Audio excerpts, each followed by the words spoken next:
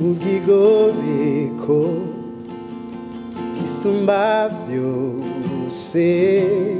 niho nkeyugukira iyo naniwe nzigira ijwi impande zose ndapfukama nkatabaza Yesu wanje kuko nzi neza sobanura kwiexprima canke gusohora ikikurimo bamwe babikoresha mu guhimbaza abandi babikoresha mu gusuka imitima yabo ku Mana abandi babikoresha mu gusenga canke guseleba n'ibintu bitandukanye unakoresha byose bituzana mu kibanza aho dushika turiko twirikura aho dushika imbere y'umwami ari mu Kristo dushobora kumubwira ibiturimo tuzuyemo kandi ugiye ukaraba no mu ijambo ry'Imana uko byari biri kera igihe Abisirayeli baja mu kiyaga gitukura canke inyanja bararirimba bayimba indirimbo yishimwe indirimbo y'intsinzi so ni kuvuga ushobora kubikoresha mu buryo butandukanye bivanye n'igihe ushobora kuba uri mu cy'ubuzima bwawe mu gakiza kawe ushimangi sezerano ryawe vuga ijambo rimwe umutima wanjurakira umuziki sinigeze ndabagarika kuko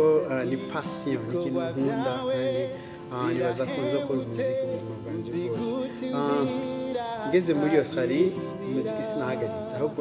nashyitse mu kindi gihugu aho umuziki wavuze ukundi bitandukanye nuko tuvuze iwacu rero kuva nshika muri Australia imyaka ibiri sinahagaritse kuvuza umuziki ahubwo nariko ndawuvuza mu Cyongereza ari indirimbo nyinshi nakoze mu Cyongereza hari abantu batandukanye dukorana mu buryo butandukanye amashengero ashobora kubazwi ni nka Hillsong turakoranye nabo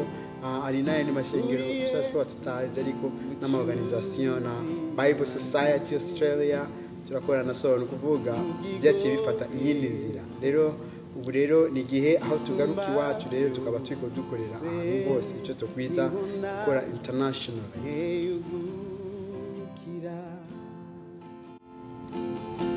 iyo naniwe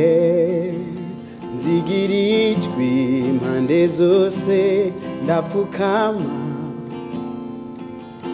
nkatabaza Yesu wanje icyo nifuza kuba Kristo canke muri Afrika canke muri East Africa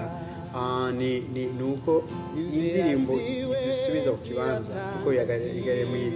muri Psalm 91 aho mu Kirundi tuvuga ngo mu bwigobeko n'Ikinyarwanda bakavuga ngo mu bwihisho ni jambo rikomeye ni usomye icyo gice cyose kuva ku murongo wa mbere gushika ku wa nyuma ivuga ku masezerano y'Imana umuntu ajya akarondera Imana akaba mu kibanza y'Imana imushaka so n'urugendo rwanje urumva aho numvise umengo ndakeneye kwicara hasi kuvugana n'Imana kandi byarampaye kugira canke kwihosha canke kwambara inkomezi igihe cyose umva turi mu gihe abantu bose bari busy twiruka n'ibintu bitandukanye ariko ahantu tugaruka mu kibanza aho Imana ishaka ko tuvugana nayo tukamenya icyo Imana ishaka ku buzima bwa misi yose it's kind of everyday life aho Imana ivugana natwe so ndashaka umuntu wese azokumva indirimbo kwibuka ko uba mu bwigobeko bw'isumba byose azokomana mu gitutu cy'ishobora byose rero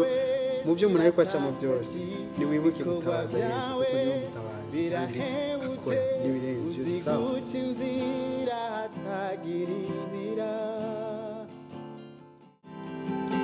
niwe mwami mwizigirwa izina ryawe nuhoraho uri Yesu umucunguzi wanje mbere na mbere je nobwira abakunda indirimbo zandika kubashimira kandi no kuvuga merci beaucoup ingene mwitanga canke mu buryo butandukanye amasengesho ama message canke word of encouragement ikindi nashaka kubabwira ko indirimbo ibabera indirimbo y'ugwibutso umva aho musubira mu kibanza cyo kwibuka ko gihe cyose umva Imana iduha yundi munsi mushasha ikintu cya mbere cyo gukora ni kuja on our knees amatuga saba Imana inkomezi cyangwa gusaba Imana iduha ubwenge bw'ingene tuza kwifata ku munsi so kuba mu bwigobeko bw'isumba byose zokamwe mu gito tukishobora byose numva so ikimana dushaka ni kugendana nayo umva nico no kwifuriza abantu bose bashaka kuba bari kubumva indirimbo aho bariho ibikorwa byiwe birahebuje aziguca inzira hatagira inzira ikintu cya mbere nje nobwira abantu bashaka kuba muri iki gihe cya coronavirus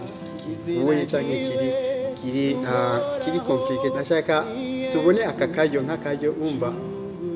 ko kuraba imbere cyangwa gusubiza amaso inyuma tukaraba jewe ni Imana impamagara mu biki cyangwa ni kihe kintu nshaka kwiga muri ibi bihe byo umva aho badusaba kwinjira mu manzi tukuba umwanya wa meditation cyangwa kwinjira muri wewe bashaka kuraba no kumenya icyo ushobora kuvuga cyangwa ikintu gishasha ushobora kwigaho umva aho ikindi cya kabiri dukurikiza amategeko y'abaturongoye batubwira kuko ibyo biradufasha ingene dushobora guproteje abandi urumva nitutumviriza cyangwa nitutaba abantu bicaye bashaka kumviriza bashaka kutugora bigatuma turiko twanduzanya so twicare hasi dukurikize ibyo abarongozi bari kubatubwira then turashobora kurwanya ikiza coronavirus mu mwanya muto gose izina ryawe